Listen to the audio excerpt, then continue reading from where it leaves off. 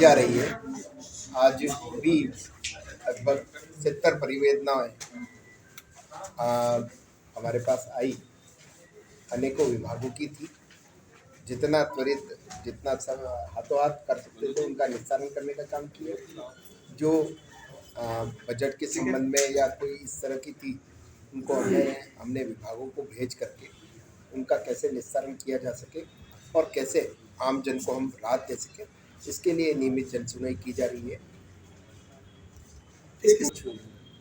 भूमि संबंधी थे, कुछ हमारे डिपार्टमेंट के संबंध में थे, हर एक विभाग के लगभग 10-15 विभागों की संबंधित समस्याएं थी और उन सबको जो ग्रीवेंसेस थी, जो त्वरित जिनका हम निदान कर सकते थे, उनको बातचीत करके उनका निदान करने का प्रयास किया। और जो ऐसी समस्याएं जिनको थोड़ा सा समय लगेगा, उनको भी हम डिपार्टमेंट्स को भेज करके और उनका फॉलोअप लेकर के उनको भी करवाने का प्रयास करें। ये लगातार कांग्रेस का तो आपने देखा होगा कि वो पिछले 2 साल से, क्योंकि वो 5 साल में ऐसा कुछ कर नहीं पाए, क्योंकि उनकी सरकार जो है होटलों में बंद थी। हमारी सरकार आप देख रहे हैं 2 साल में लगातार जनता के बीच में जाती है।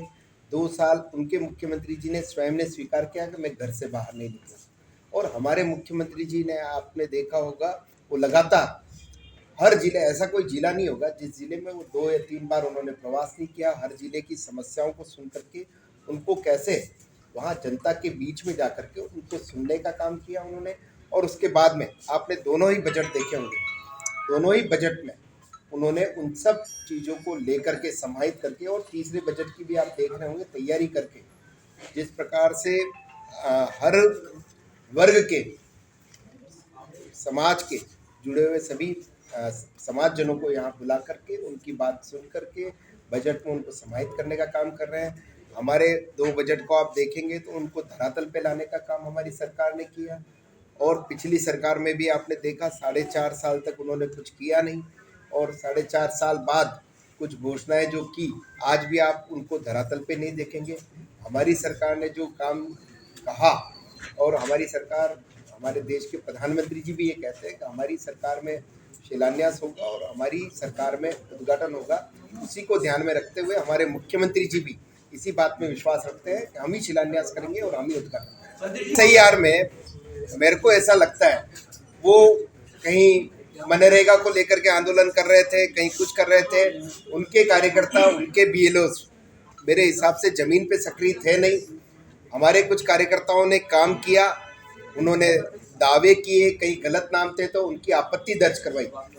तो इस बात से उनको दिक्कत हो रही है कि हमें इसका नुकसान हो रहा है, इस बात के लिए तो हम कुछ कर नहीं सकते। वो भी हमने किसी गलत नाम कटवाया हो, ऐसे कोई उदाहरण उनके पास अगर कोई हो तो निश्चित रूप से ये दरवाजे खुले हुए हैं। उसके बाद अगर किसी का नाम कटता है तो 1 महीने तक उसको सुनवाई का अवसर मिलता है। कोई गलत नाम जुड़ता है तो उस पर भी वापस आपत्ति दर्ज करवा सकते हैं। ये रास्ता तो लगातार खुला हुआ है, और ऐसा कोई है नहीं कि अभी ये बिल्कुल हो गया और इसके बाद कभी कुछ होगा नहीं। ये तो केवल और केवल उनको कोई न कोई एक मुद्दा चाहिए, बात विवाद खड़ा करने का, और केवल इसी चीज़ को लेकर के चल रहे हैं। बाकी SIR में सारी चीज़ें ट्रांसपेरेंट है। पहले SD सूची जारी हुई है, उसमें अगर कोई दावे आपत्ति करना चाहे तो निश्चित रूप से कर सकता है, स्वतंत्र है, सभी वो भी कर सकते हैं। अब उन्होंने कुछ किया नहीं, इसका दोष हमारे ऊपर डाले तो ये तो कोई अलग बात है। वो कुछ भी आरोप लगा सकते हैं। डेट बढ़ाना घटाना निर्वाचन आयोग का काम है, और निर्वाचन आयोग स्वतंत्र है। उसको अगर लगेगा कि हमारा काम पूरा नहीं हुआ तो वो आगे बढ़ाएंगे। वो मेरे हिसाब से किसी पार्टी के कहने से समय बढ़ाना और करना उनका काम नहीं है, वो ऐसा करते नहीं है किसी पार्टी के कहने से। अगर उनको लगता है कि हमारा काम पूरा नहीं हुआ, उसके बाद ही शायद ऐसा नाम लेके आरोप लगाया। बिल्कुल उनको पता नहीं क्यों उनसे कोई फ्रस्ट्रेशन होगा, इसलिए वो उन पे आरोप लगा सकते हैं। बाकी ये प्रक्रिया पिछले 16 दिसंबर से चल रही है, और लगातार 16 दिसंबर से लगाकर ये 15 जनवरी तक की प्रक्रिया थी। और इसमें नियमित रूप से फॉर्म नंबर 6 भी आप देखेंगे तो लगातार रोज पर डे आप देखेंगे तो 35-40 हज़ार फॉर्म जो 6 भरे जा रहे थे। फॉर्म 7 भी, फॉर्म 8 भी लगातार भरे जा रहे थे, लेकिन उनको वो कहीं आज जो है बाड़मेर घूम रहे हैं, कहीं वहाँ घूम रहे हैं। उनके कार्यकर्ताओं को भी उन्होंने बिजी रखा। अब उनको ऐसा लगा कि हम कहीं ये काम कर नहीं पाए, जो जमीन पे धरातल पे कार्यकर्ताओं को काम करना चाहिए था वो काम वो जमीन पे कर नहीं पाए, और तो इसका फिर वो क्या करें। तो इसको लेकर के मेरे को तो ऐसा लगता है इसी केवल और केवल कहीं पे भी नाम काटने का काम निर्वाचन आयोग करता है। केवल और केवल कहीं दर्ज भी हुई होगी तो आपत्ति दर्ज हुई होगी, और आपत्ति दर्ज होने पे कोई मेरे को लगता नहीं है किसी को दिक्कत होनी चाहिए। जांच हो जाएगी, जांच होने के बाद वो आरोप तब लगाते हैं जब फाइनल लिस्ट जारी हो जाती है, तो वो ये कहते हैं कि हमारे फर्जी नाम काटे या कुछ किया।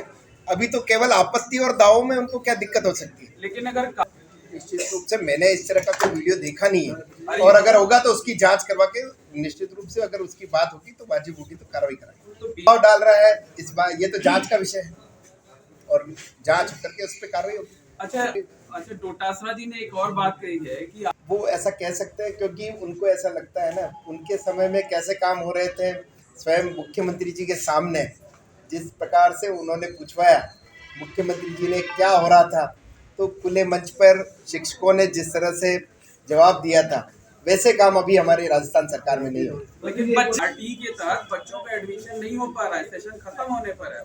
निश्चित रूप से अगर कोई इस तरह की बात है तो उस पर कार्रवाई करने का काम। हमने भर्ती का कैलेंडर भी जारी किया है, जो आंकड़े हमने जारी किए हैं अगर उनमें आपको कोई संशय दिखता हो तो जरूर आपको बताएं। वो केवल और केवल उनकी सरकार में पेपर लीक होता था, लगातार आपने देखा 19 पेपर लीक उनके समय में हुए, जो और उन 19 पेपर लीक में कितने लोग हमारी सरकार में आने के बाद पकड़े गए, और हमारी सरकार आने के बाद कोई भी एक भी पेपर लीक भी नहीं होता है।